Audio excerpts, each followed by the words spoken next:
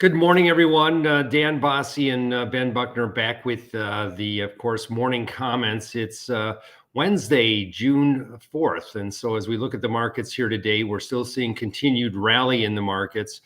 Some of that, I believe, is related to chart buying, some to the tensions in the Black Sea that continue to escalate.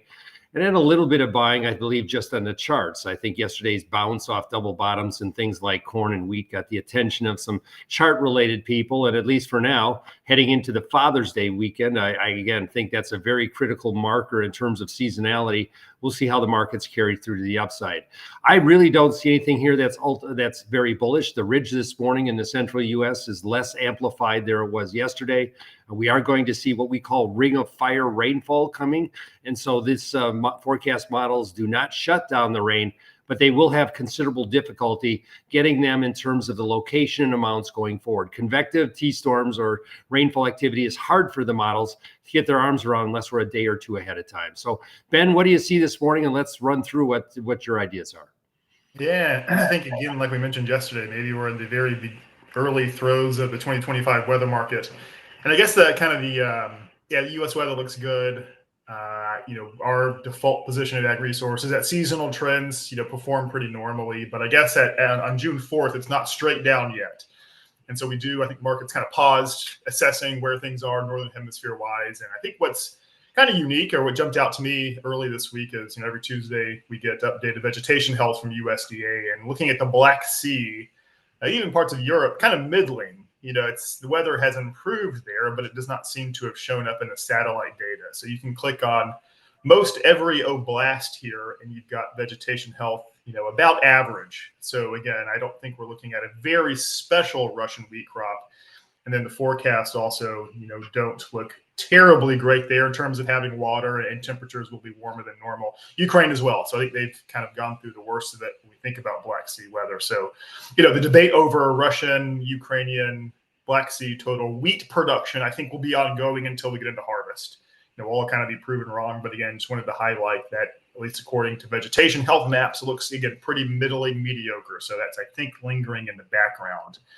And does this get worse? And I think the question moving forward is, like a year ago, we do need big Black Sea crops across the board. So this far too early for concern, but this also, impacts corn eventually. So we've highlighted on the left, the 10-day forecast, and on the right, you've got maximum temperatures on Sunday, 80s, 90s, pretty widespread. So what's highlighted here on the left too is really the entirety of the Black Sea ag belt. So that includes, sunflower, rapeseed, corn, winter wheat, and so that area does need some rain. So again, I think it's just kind of about pausing today just to assess where we are in terms of total world grain crop sizes. And the wheat market's kind of reacted so far. We've had a little bit of a bounce in European cash prices, U.S. market as well, and even Russian wheat, while cheap, has stabilized at about $225, $226 per ton. And I just wanted to communicate that while you do see weakness in global wheat markets during harvest, that it's not terribly insightful. The Russian market has been oftentimes the first to bottom, and of course that is the world's benchmark wheat market. So it does tend to bottom, and really by the early part of July. So the runway, while still covering 30 days, is getting shorter. So just wanted to think about that. Wheat prices are not expensive, funds are very short. The Russian cash market, at least day to day, is not going down anymore. And so maybe that's what you need to get more of a bearish trend in wheat. But like you mentioned, too, I think the U.S. forecast does look pretty non-threatening, at least. So, if the 10-day forecasts are correct, or the 7-day forecasts are correct, June 1st to 10th will be wetter than normal pretty much everywhere but Iowa.